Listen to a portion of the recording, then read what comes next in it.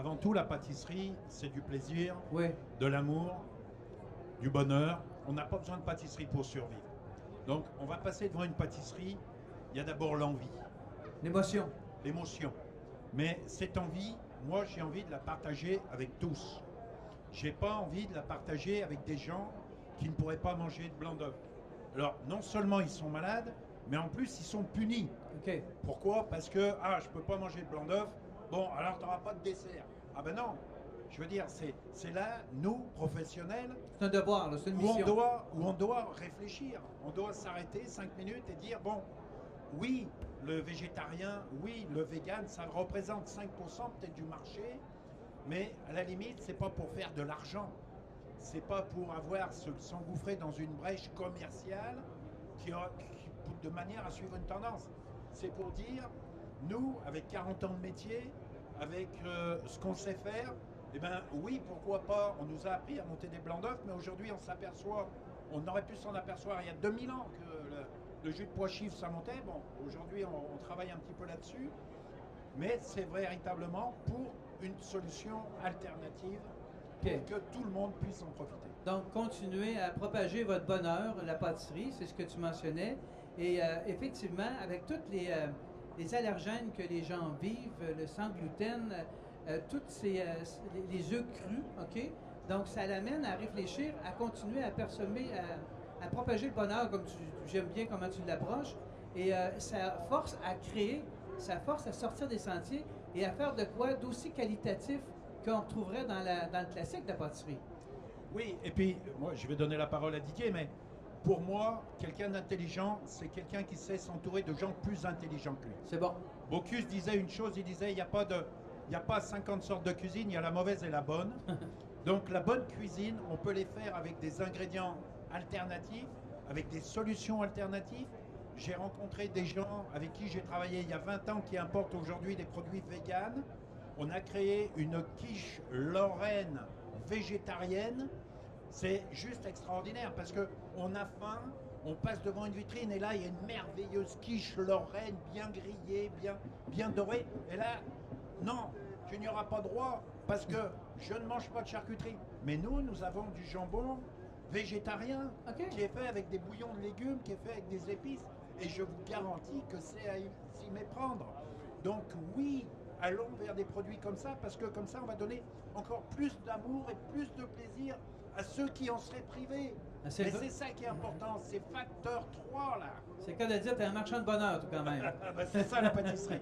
Écoute, Didier, je vais te donner ce micro-là, je pense qu'il est fort. Didier, ouais. Celui-là, il parle bilingue, il est mieux. ouais, t'es bien passé de parler, toi, quand même. On parle de cuisine, moi je parle souvent de cuisine, mais de pâtisserie raisonnée. Est-ce que la demande est de plus en plus grandissante ou sentez-vous que dans le milieu des besoins alimentaires, on commence à atteindre un certain niveau là, de saturation? Est-ce qu'il faut... Je pense qu'on est en pleine montée, justement. Il y a une grosse demande.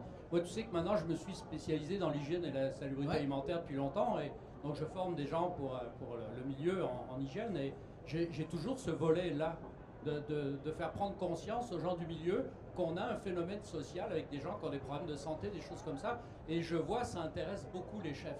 Donc oui, on a besoin de locomotives comme, en tout bien, tout honneur, comme Christian, pour nous montrer le chemin. Parce que tu le sais, quand tu es en production, tu n'as pas forcément le temps de faire de la recherche. Donc il faut qu'on ait des gens qui fassent la recherche pour nous, qu'on le mette en application. Mais oui, il y a une demande de plus en plus énorme à tous les niveaux, que ce soit au niveau de la santé, des problèmes de santé, des problèmes de devenir végétarien ou non, des problèmes aussi, comment je veux dire, de religion, avec des choses qu'on ne peut pas, on peut pas l'ignorer, il est là. Toi, ta quiche Lorraine, là, écoute, elle est là, tout le monde peut la manger, puis t'as pas de souci. Puis écoute, tu m'as snobé avec la quiche, là, j'ai cru que c'était une vraie. Hein, donc, et pourtant, j'ai quand même une gueule, comme on dit. Donc, il y a vraiment des choses à aller. Puis, c'est un courant qui va en montant, qui ne va pas en descendant. Parce que les problèmes, il y en a de plus en plus de gens qui ont des problèmes. Je pense que ce qui est exceptionnel, Christian, tu témoigneras, c'est qu'on fait des choses en tenant compte des problématiques de certaines personnes, certains besoins, mais qui sont bonnes pour celui qui n'en a pas de problème non plus. Là. C'est bon, là. C'est un marché qui est ouvert à tout le monde. D'ailleurs, moi, ce que j'apprécie dans Cuisine by Cial, c'est qu'on est ici entouré de professionnels Saint-Exupéry disait très justement, si tu es différent de moi, loin de me léser, tu m'enrichis.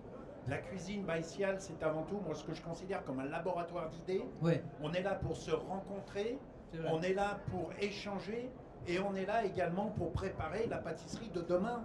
Parce qu'il faut quand même savoir qu'actuellement, on mange, vous voyez, ces gros conteneurs de poubelle, on mange 2 conteneurs de sucre dans une vie, et croyez-moi, notre corps n'est pas prêt à absorber ça. Donc, préparons des générations prochaines.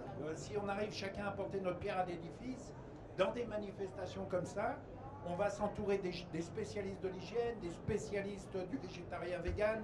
Nous, avec notre expérience, ensemble, on va réussir à apporter des solutions et surtout des produits nouveaux.